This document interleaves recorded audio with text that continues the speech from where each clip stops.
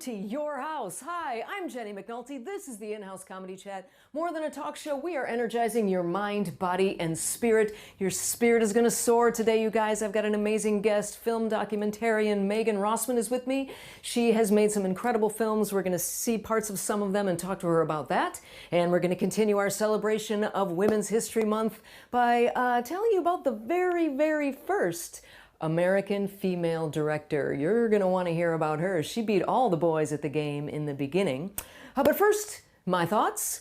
Well, New York City schools are officially open today. That's right. For the first time, they're actually going to be in-person classes. And you know what? I think that's really good. They clearly need to start making some better decisions. Because, you know, when you look at Miami, you think maybe they're not all so smart. Oh, although they were all wearing sunscreen, so maybe it's not too bad.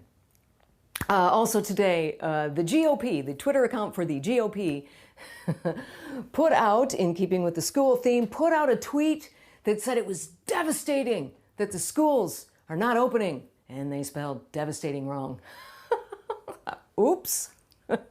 And apparently the person who was in charge of that tweet got fried. Oh, no, excuse me, that's fired. My guest today, as I told you, is Megan Rossman. She is an award-winning filmmaker and documentarian. She is also a professor of communications at Purchase College. And one of her award-winning films was at Outfest, several of them have been, was at Outfest, called The Archivettes. It is the story of the lesbian herstory archives. Here's a clip.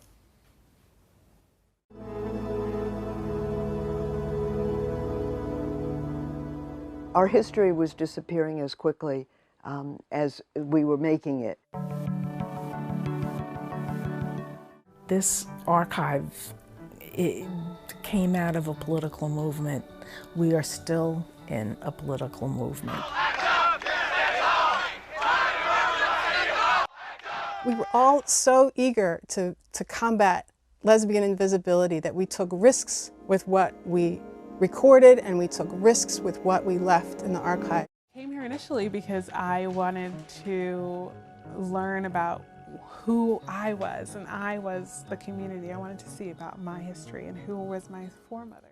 It was my family, the only family I ever had. I think harder than having it was saying goodbye to it. That was different.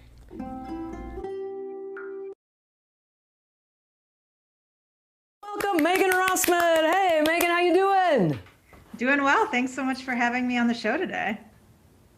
Oh, my pleasure. My pleasure. I so enjoyed your film. It was great. So you're a teacher in New York. Are you having kids live back yet? You got kids? So I don't have any kids, and I'm thankful to be a college professor, but I will say I'm going in on Wednesday because we're trying to measure our television studio to see how many students we can fit in and what we can get cooking for the fall. Oh, I bet you're excited though, huh? I'm so excited. I just physically miss seeing the students, being able to run a show and do all that great stuff in person, as I think we all do.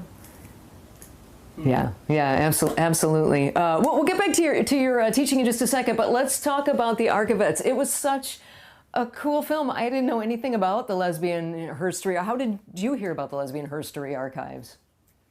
So I actually used to live around the corner from the archives, but I also didn't know it existed. So a friend was using Google Maps and coming to visit me, and they said, like, what is this lesbian herstory archive? And I thought, well, I don't know what that is, and I'm a lesbian, and I should know what that is.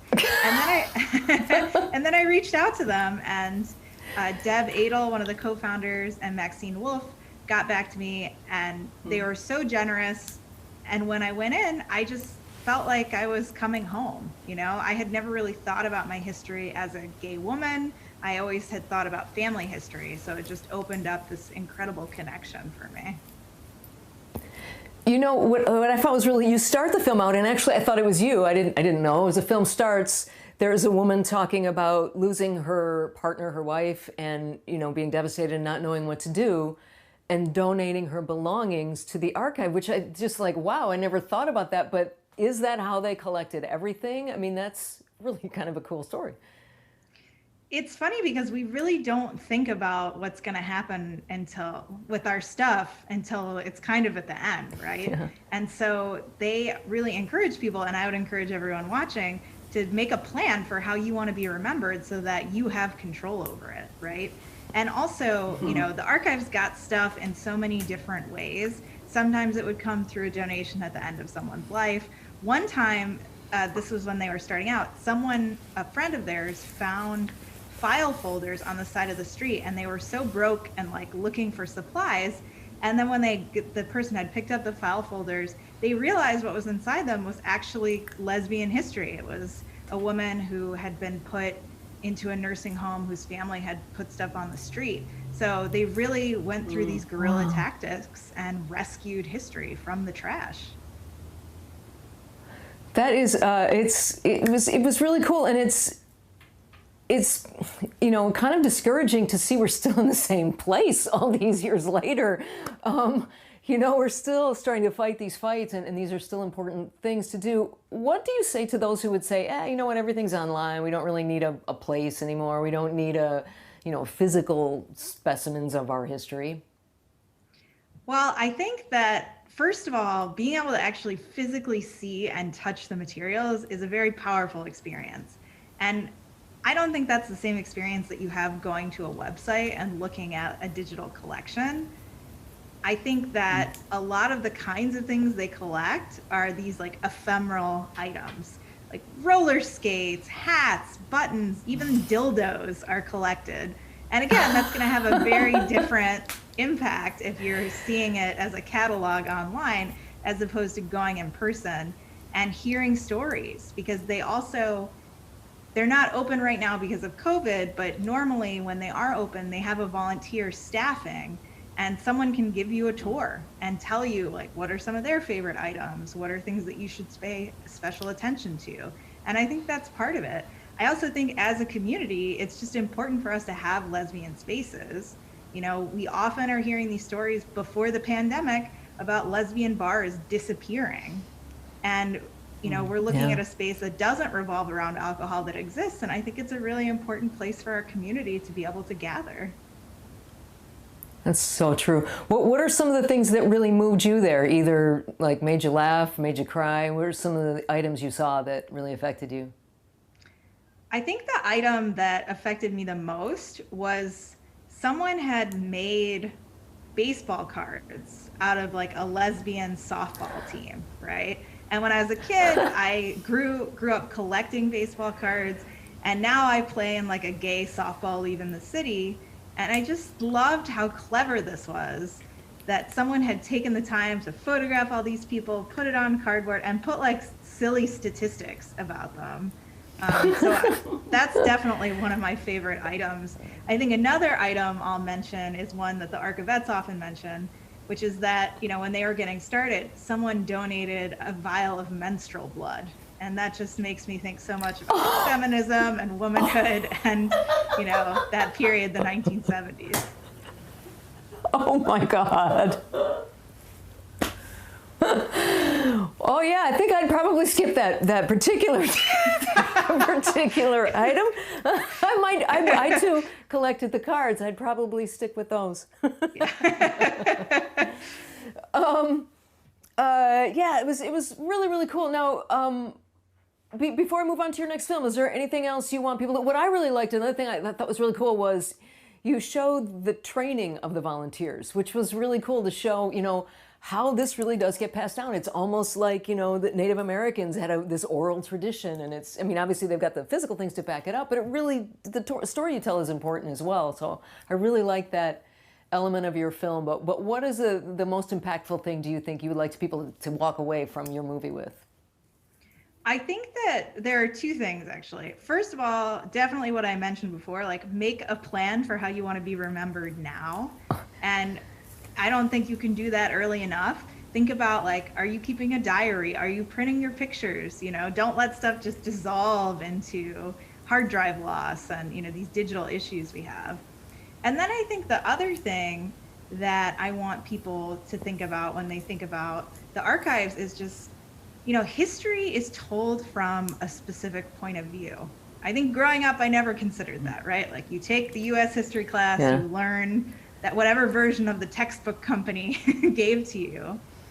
But it's in our control as communities to go in and, you know, help our history be remembered, to kind of take it into our own hands. And we're seeing that with many different communities, the Schomburg Archive, the Lesbian Herstory Archives, and there's so much potential. So if you're feeling this about your community, like, you can do something about it. The archives was started by women who were not archivists. They were teachers and social workers, and they just realized, like, our history is disappearing and we need to make sure that doesn't happen because we want it there for future generations. That is awesome. So tell us now, you've got a new film. Let's show a quick clip of your new film, Remembering Naomi, and you could tell us a little bit about who she is. So here's a clip first of the film. Wrinkles provide no armor. I still quiver to anyone's dart. Tell us who Naomi is. I mean, just that 15 seconds alone make you go, wow, who is this amazing woman at 100? Tell us about Naomi and why you chose to make a movie about her. So Naomi Raplansky is this incredible poet who has lived in New York City. She was born here. She still lives on the Upper West Side and is actually living through her second pandemic, right? Like, I know we all think, imagine doing this twice, right? She was, of course, very young during the first pandemic, but she's very resilient. And, you know, I asked her if she thinks of herself as a lesbian poet, and she said, not a lesbian poet, but a lesbian and a poet.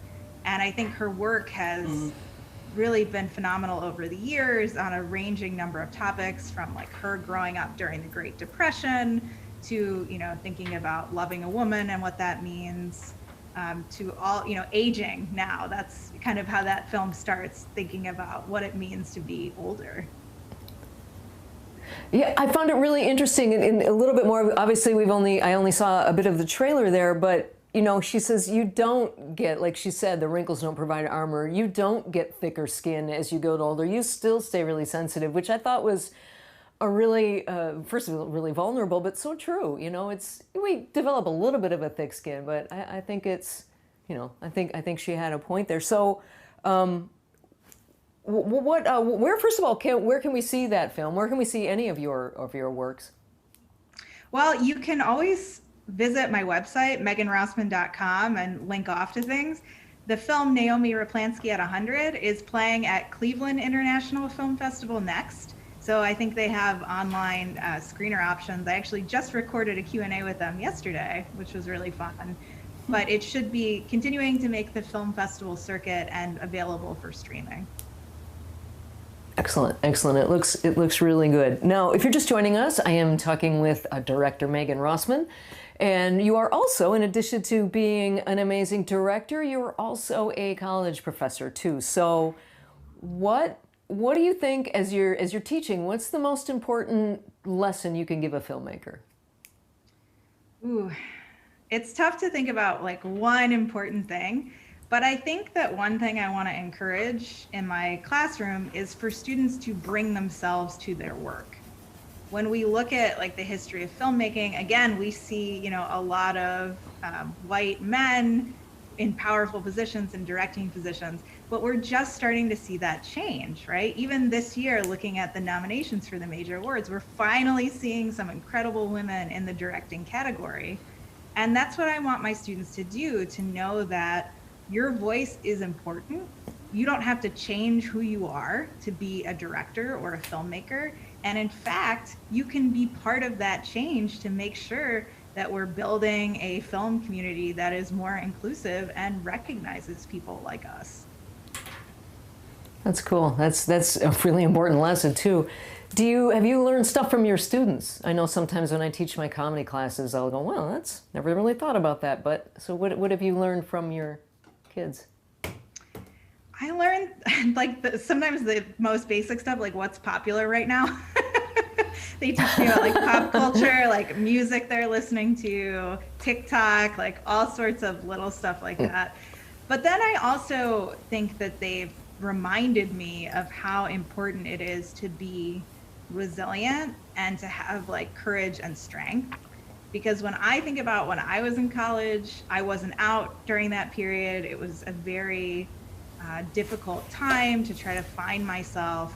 And now I'm seeing a lot more students coming in, like already knowing that and being comfortable. And I think like, wow, if you're 18, 19 and you can do this, it gives me like a lot of hope for the future that we can continue pushing the needle so that people don't feel like they need to hide that part of themselves. You mentioned TikTok. Do apps like that help your students? You know what I mean? They're kind of starting to learn to get an eye, or are they learning bad habits there that you've got to break? Well, I think it's funny because we make this, or at least I made this assumption that like our students are super tech savvy because they're on their phones all the time, right? But that's not necessarily the best practice for things. Like one thing that's really funny is the vertical video, right? Like, oh God, the vertical video, like not a best practice for filmically, but I think it's such an instinct for them because that's how so much is recorded now. But I think if you're able to harness the power of their social media and all the skills that they have and then build on it to think about stuff in film or the television studio, then you can be successful. I feel like, I've stopped trying to hate on it because it just pushes back against them. I don't want to create a barrier. I want to try to be like, okay, vertical video works for that, but for the TV class, for film, we gotta turn it sideways.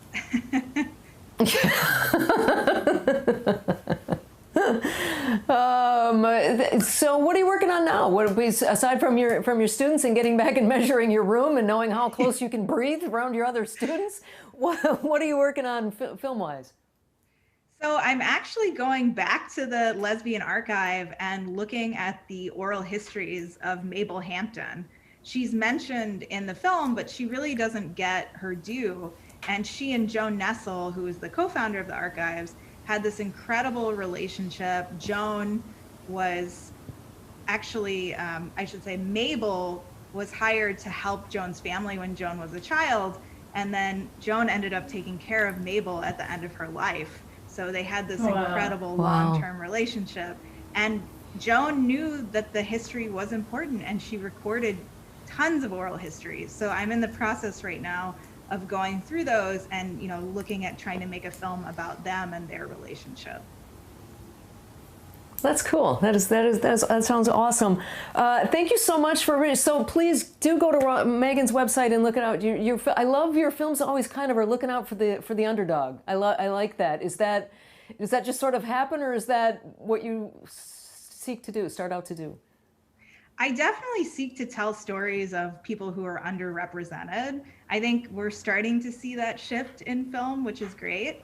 Or, I could amount to being a Cleveland Browns fan, which is like I am permanently an underdog because that's where I grew up and always am trying to push it forward. I know. I'm a Lion fan. I feel your pain, sister. I feel your pain.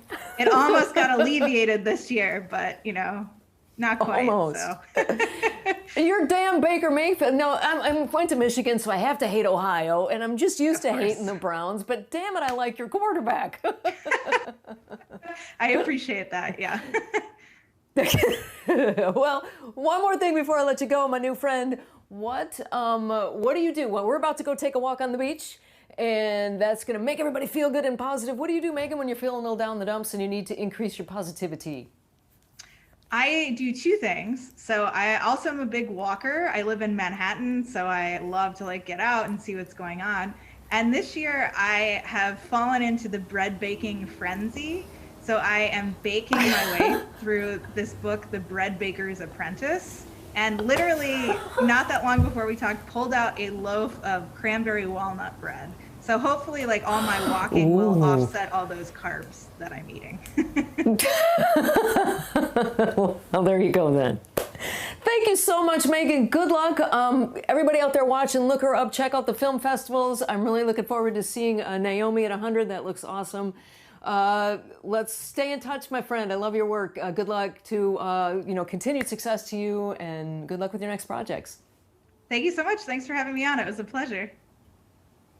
My pleasure too. Bye-bye. Alrighty, guys. So are you ready to take a walk now? Come on, let's go. You just heard Megan say it's going to make you feel better, right? Oh, okay. You know what? I did not realize how incredibly talented my cats are. Apparently, during this pandemic, they've been bettering themselves, and they've gotten into filmmaking themselves, the little devils. So, you guys, here's a message from Benito. Now go get your shoes. Let's take a walk. Hi, I'm Benito. Jenny wanted me to talk to you because, well, I'm so darn handsome, you just have to listen. It's okay, I know. So here's the deal. For you humans, did you know that one serving of processed meats daily increases your risk of colorectal cancer by 18%? Processed meats are like those deli meats or sausage or bacon or, that stuff that comes wrapped in plastic that your dogs keep pulling out of the garbage. Hint, your dogs are trying to kill you. So quit eating that stuff. You should try mice. They are delicious. And you get to mess with them first. You swat them around and make them think they can escape. And oh, those were the days. They don't let me out anymore, but oh boy. And the reason is, I brought him home what? I brought him home the tail. It's the best part of the mouse. It's like mouse jerky. Anyway, I gotta get back to my nap. I'm exhausted. But lay off the processed stuff. It's really bad for you humans.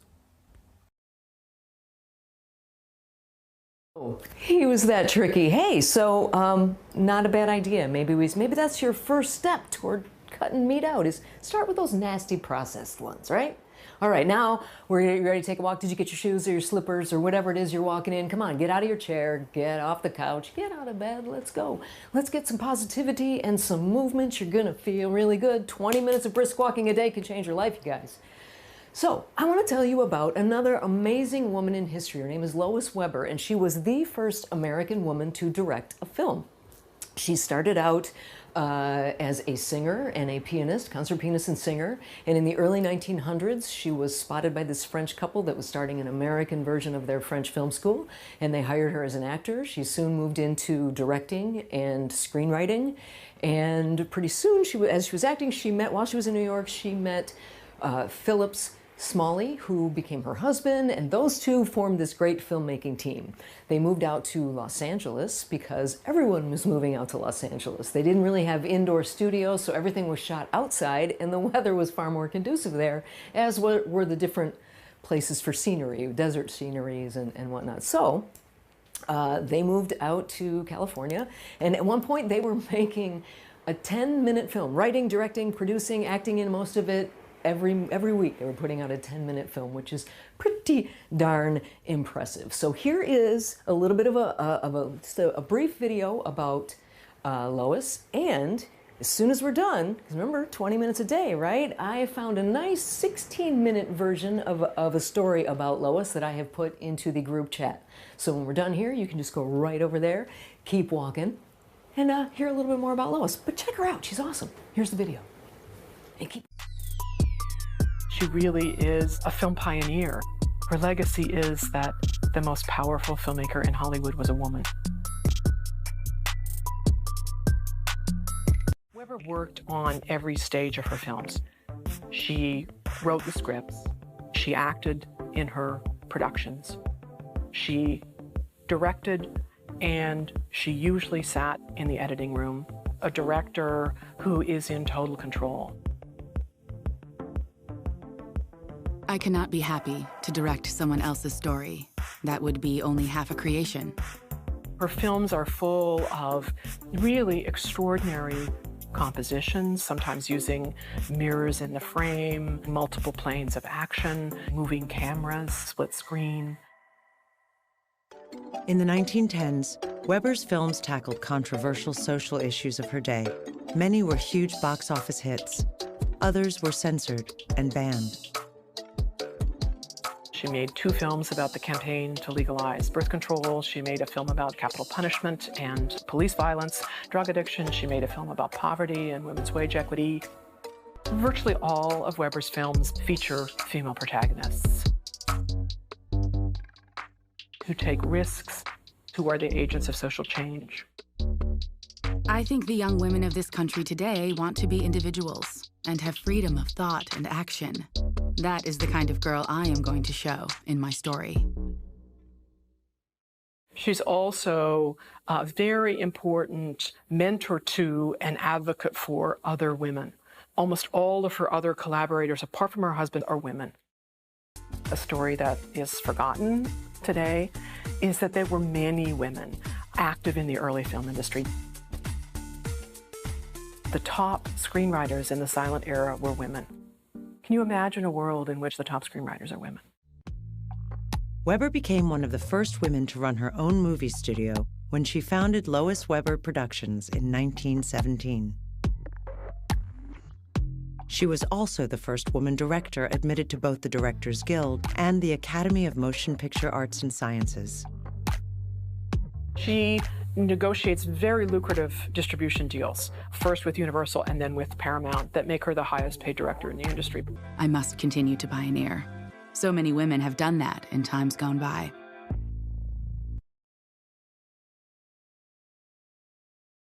Pretty cool, isn't she?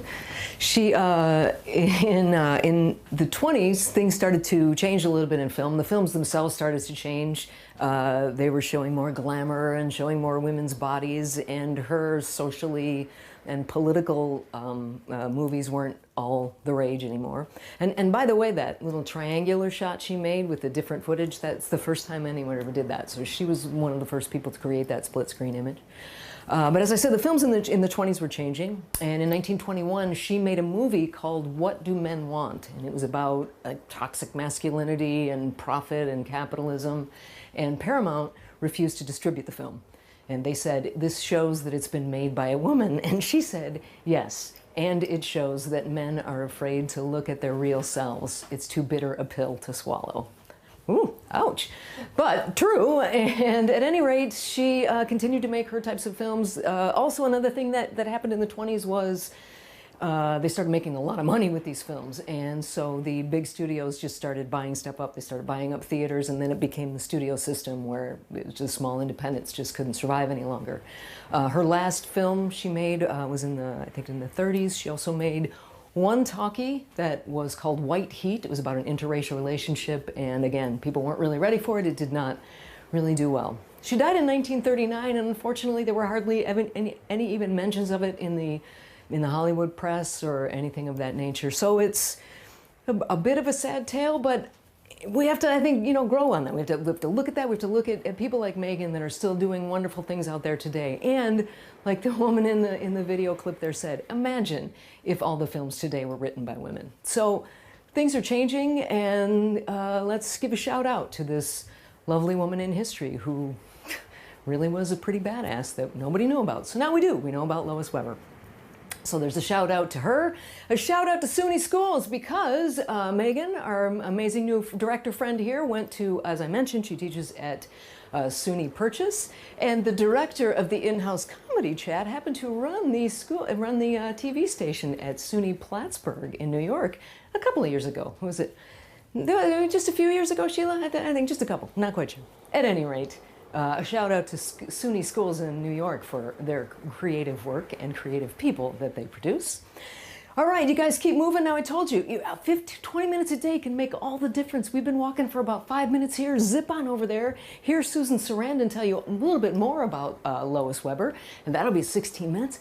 Boom, you're done for the day. How cool is that? Then you can come back and watch Password at 4 o'clock, because we're back. We are finally back. Password is live again today. Sister Mary Agnes and I are going to be trying to rein in these 4 crazy women, and we're going to be having a blast. So that's at 4 o'clock today, right here on this channel. On Wednesday, we're talking with Mimi Gonzalez. Can't wait to check with my pal Mimi, also known as Juan A. Nava. So we'll be checking in with Mimi on Wednesday. I want to thank my fantastic guest, Megan Rossman. Please do check out her work. I want to thank my fantastic director, Sheila, for all the fantastic stuff she does. And of course, I want to thank you for watching and for walking along, because you are walking, right? It's not too late to start. Come on, get up. It makes all the difference. Get movement into your life. Now go. Go, go, go. Walk for another 15 minutes. And come back and see me at 1 o'clock on Wednesday. Bye, guys.